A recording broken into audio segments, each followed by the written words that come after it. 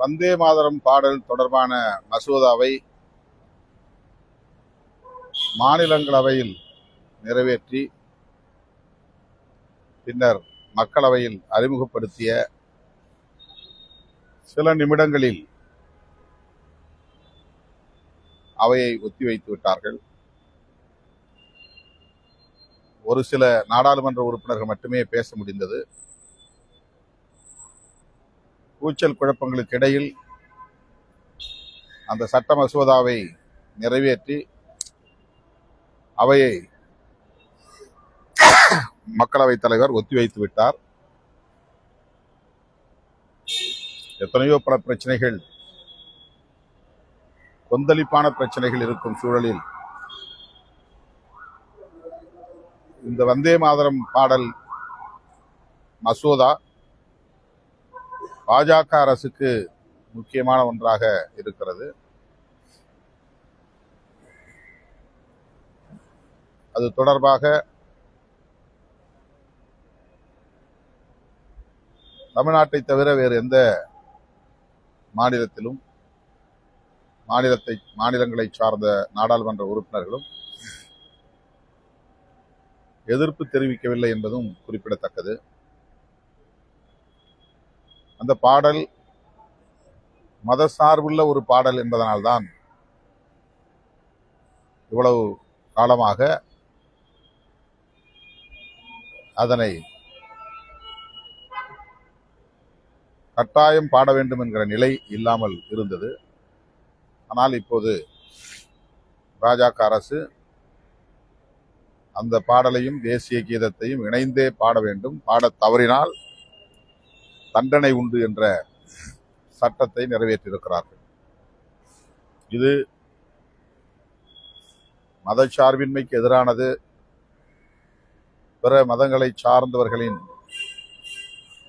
உணர்வுகளுக்கு எதிரானது,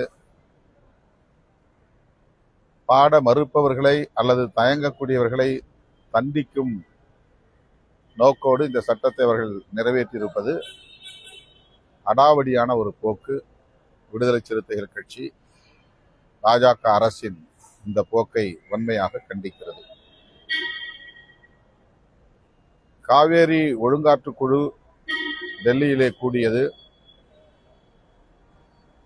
அந்த கூட்டத்தில் உடனடியாக கர்நாடக மாநில அரசு 3500 கியூசெக்ஸ் தண்ணீரை, அதாவது 4.5 TMC தண்ணீரை திறந்துவிட வேண்டும் என்று ஆணையிட்டிருக்கிறது.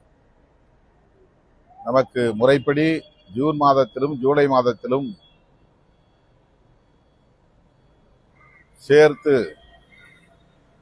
65 TMC தண்ணீர் வழங்க வேண்டும் என்பது ஏற்கனவே உள்ள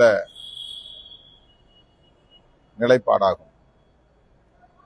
சட்டப்பூர்வமான ஒரு முடிவாகும். ஆனால் 4.5 TMC தண்ணீர் கொடுப்பதற்கே கர்நாடக அரசு தயங்குகிறது.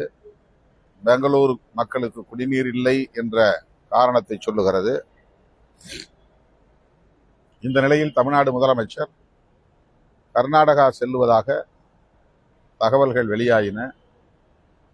3ஆம் தேதி கர்நாடக முதலமைச்சரை தமிழ்நாடு முதலமைச்சர் சந்திக்கப் போகிறார் என்ற தகவல் வெளியானது.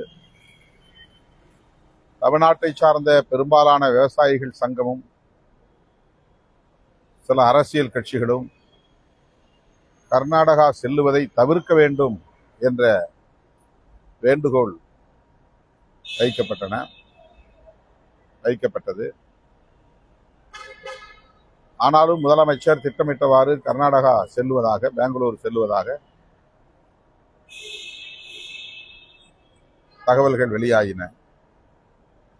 இன்றைக்கு கேரளாவில், குறிப்பாக பெங்களூருவில், கர்நாடகாவில் குறிப்பாக பெங்களூருவில் விவசாயிகள், கன்னட அமைப்புகள் போராட்டத்தில் களமிறங்கியுள்ளன. எனவே கர்நாடக முதலமைச்சர், தமிழ்நாடு முதலமைச்சர் பெங்களூரு இப்போதைய சூழலில் வரவேண்டாம் என்று சொல்லியிருக்கிறார். இதுதான் நடக்கும் என்று நாம் யூகித்து சொன்னோம். ஆனாலும் கூட முதலமைச்சர் கர்நாடக முதலமைச்சரை சந்திப்பதில் மிகுந்த ஆர்வத்தோடு இருந்தார். இத்தகைய சூழலில் முதலமைச்சர் அவர்கள் தமிழ்நாட்டில் உள்ள அனைத்து கட்சிகளையும் ஒருங்கிணைத்து அனைத்து கட்சி கூட்டத்தை நடத்த வேண்டும். தமிழ்நாட்டின் நிலை குறித்து இந்திய ஒன்றிய அரசுக்கு எடுத்துரைக்க வேண்டும். காவேரி ஒழுங்காற்று குழுவின் பார்வைக்கு எடுத்துச் செல்ல வேண்டும். நம்முடைய குறுவை விவசாயத்தை பாதுகாக்க வேண்டும். டெல்டா மாவட்டங்களை சார்ந்த விவசாயிகள் இன்றைக்கு குமுறிக் கொண்டிருக்கிறார்கள். அவர்களது உணர்வுகளை மதித்து அனைத்து கட்சி கூட்டத்தை உடனடியாக கூட்ட வேண்டும் என்று மாண்புமிகு தமிழ்நாடு முதலமைச்சர் அவர்களுக்கு விடுதலை சிறுத்தைகள் கட்சி வேண்டுகோள் விடுக்கிறது. கர்நாடக அரசுக்கு உத்தரவிட்டும் அவங்க வந்து தண்ணி திறக்க முடியாதுன்னே அவங்களோட செயல்பட தொடர்ந்து பேச்சுவார்த்தைகள் நடந்துட்டு வருது. அதுக்காக அமைக்கப்பட்ட ஒரு பொதுவான மன்றமே உத்தரவிட்டும் அவங்க திறக்க மறுப்பதற்கான காரணம், திறக்க மறுப்பது வந்து தமிழக அரசு ஒரு மென்மைத்தன்மையோட கையாளுகிறது. கர்நாடக அரசும் தமிழ்நாடு அரசும் ஒருவருக்கொருவர் தங்களது வலிமையை காட்டுவதற்கான பிரச்சனை அல்ல. அப்படி பிரச்சனையை மாநில அரசுகளுக்கு இடையில் கொண்டு போகவும் முடியாது. இரண்டு மாநிலங்களுக்கு இடையிலான பிரச்சனை தான் என்றாலும் கூட இந்திய ஒன்றிய அரசுக்கு இது பெரும் பொறுப்பு இருக்கிறது. அதனால்தான் காவேரி ஒழுங்காற்று குழு இதில் தலையீடு செய்திருக்கிறது. மிக மிக குறைந்த அளவில் அல்லது சொற்ப அளவில் தண்ணீரை தமிழ்நாட்டுக்கு திறந்துவிட வேண்டும் என்று சொல்லியும் கூட தமிழ்நாடு அரசு, தமிழ்நாட்டு மக்கள் முன்வைத்த கோரிக்கையை, காவேரி ஒழுங்காற்று குழு வெளியிட்ட ஆணையை கர்நாடக மாநில அரசு ஏற்கவில்லை, அவமதிக்கிறது. இது மிகவும் முக்கியமான ஒரு பிரச்சனை என்பதால் காலம் தாழ்த்தாமல் முதலமைச்சர் அனைத்து கட்சி கூட்டத்தை கூட்ட வேண்டும். அனைத்து கட்சி கூட்டத்தை கூட்டாமலே அவங்க சந்திக்க திட்டமிடுறது. அவங்க எல்லாருமே மீட் பண்றாங்க, எல்லா கட்சியிலும் சேர்ந்ததும் டி.கே. சிவகுமாரை மீட் பண்றாங்க. அவர் டெல்லி போய் பார்க்கறாரு, நீர்வழித்துறை அமைச்சர் சந்திக்கிறாரு. அவங்க மும்முரமா இருக்காங்க மேகதாது விவகாரத்துல தண்ணி திறக்கக்கூடாது, மேகதாது கட்ட வேண்டும். ஆனா தமிழ்நாடு அரசு யாருமே சந்திக்கல. ஒரு லெட்டர் எழுதுறதோட சரி, அனைத்து கட்சி கூட்டத்தை கூட்டாம இருக்கிறத வந்து காலம் தாழ்த்துவது வந்து நேரில் சந்தித்து முறையிடலாம் என்று முதல்வர் எண்ணியிருக்கலாம். அங்கே அவர்கள் இசைவு தந்ததன் அடிப்படையில் தான் அந்த தேதி குறிக்கப்பட்டிருக்கும். கர்நாடக அரசு இப்போது பின்வாங்குகிறது. ஆகவே இரு மாநில முதலமைச்சர்கள் சந்தித்துக் கொள்வதற்கான ஒரு சூழல் இருக்கிற போது சந்தித்த பின்னர் நிலைமையை அறிந்து அனைத்து கட்சி கூட்டத்தை கூட்டலாம் என்பது தமிழ்நாடு அரசின் நோக்கமாக இருந்தது. ஆனால் இன்றைக்கு அவர்கள் இப்போதைய சூழலில் வரவேண்டாம் என்ற பிறகு உடனடியாக அனைத்து கட்சி கூட்டத்தை கூட்டுவதுதான் சரியாக இருக்கும். அது அறிக்கையை கொடுத்துருக்கேன். திராவிடர் கழகம் எந்த அரசியல் கட்சிக்கும் எதிரான இயக்கம் இல்லை. ஆளும் கட்சியாக இருந்தாலும் எதிர்கட்சியாக இருந்தாலும் எல்லா அரசியல் கட்சிகளோடும் இணக்கமாக இயங்குகிற ஒரு கழகம் திராவிடர் கழகம்.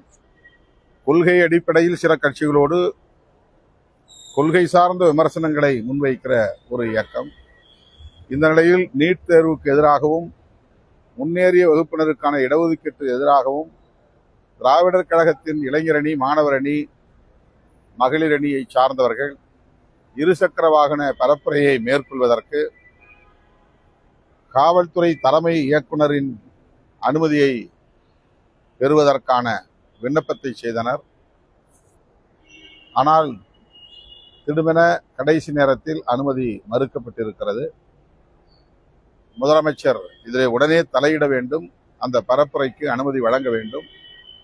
அனுமதி மறுத்தது ஏற்புடையது